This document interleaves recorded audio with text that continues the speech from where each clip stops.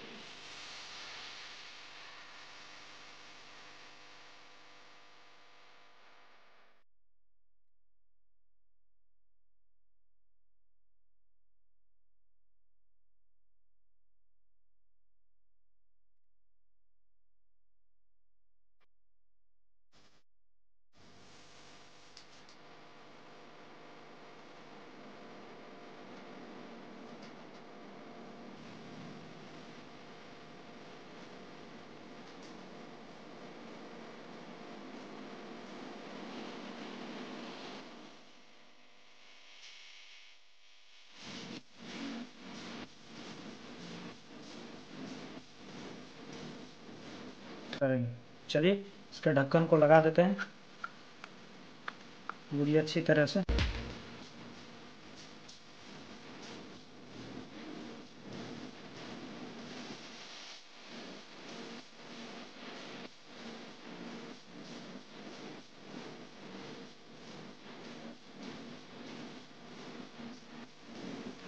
ये इनपुट है, ये आउटपुट, चलिए इसमें एलईडी को लगा कर देखते हैं और इस तरफ बैटरी को लगा कर देखते हैं, पावर सप्लाई को।